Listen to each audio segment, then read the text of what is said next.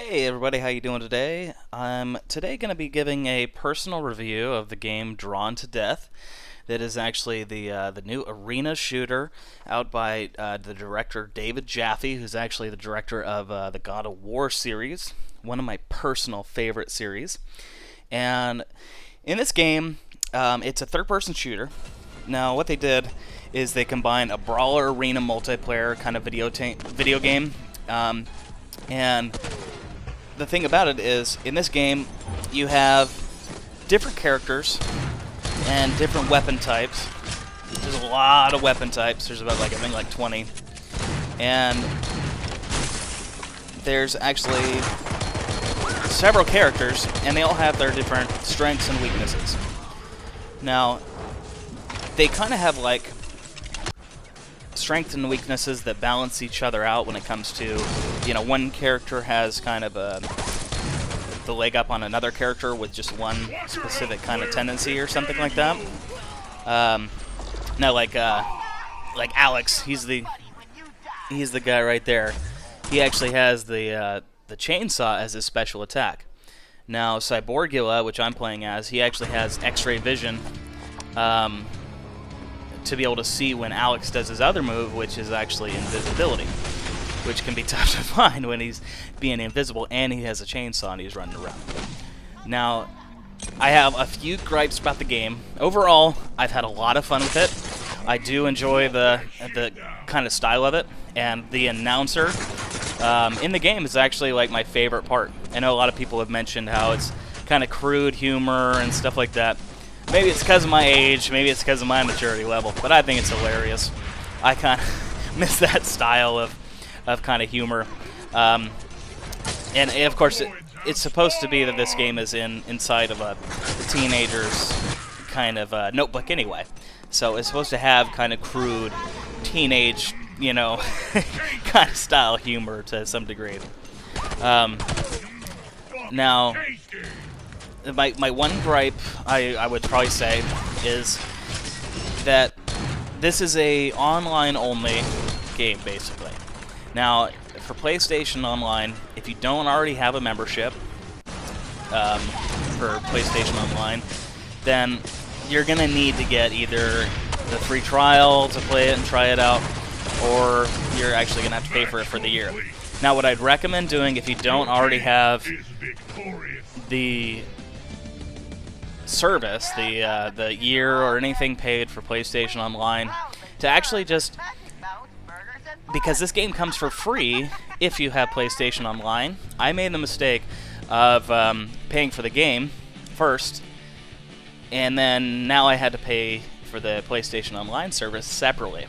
Now, I could have paid for 3 months for $25 and played the game absolutely free and had online service for $25.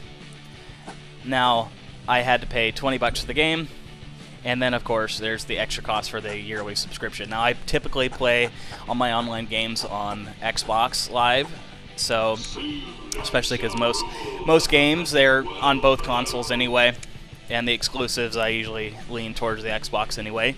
But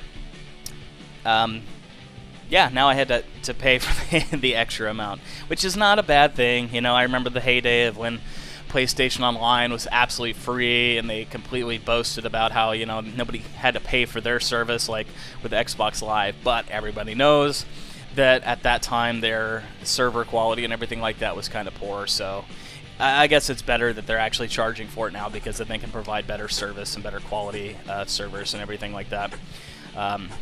Now, the one thing also I'd want to say is you don't get all the weapons initially with the game. They're actually unlocked. Now, you unlock them through what's called like a blood key. Every match, you're kind of collecting and filling this blood key up based on your kills and things like that. And you're supposed to just keep playing to kind of unlock your weapons. Now, it's another $10 to actually unlock all your weapons, and what you're going to find is after you reach about 5 games, you unlock ranked play games, and you're going to start to notice possibly a big jump and skill level of people, and it's not just their skill, but also the weapons that they're using. I experienced that I was almost having overpowered weapons always directed at me, and so I went ahead and I just got the extra weapons because I couldn't.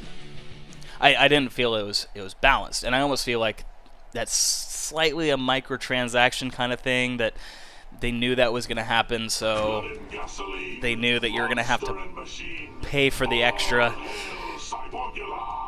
you know, pay the extra amount just to get the weapons all unlocked, which personally I would say that's worth it, because at the end of the day that means you got a $30 game. And I mean, I would even say, like, just pay for the year of PlayStation Online service, get this game for free, pay the extra $10, get all your unlockable weapons, and then just play, because there's still unlockables and things that you have to, or not have to, there's still microtransactions you can do, but there's a lot more fun kind of things to unlock, like the Sinks puzzle, which is pretty much you get a certain amount of stars. You get like 1 star for every time you're in first place, and I think it's like when you're in third or less place, third or fourth place, you actually lose a star, or you don't get any star if you're like a second place. So as you get stars, you kind of unlock this Sphinx puzzle that is something pretty fascinating. That, to be honest, I'm getting my ass kicked on this game. I love it. I think it's great and a lot of fun, but I'm still working on it myself.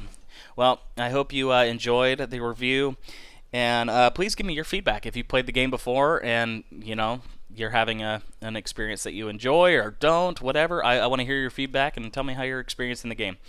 All right, well, you guys all have a great rest of your day, and love, peace, and chicken grease. Shadowman out.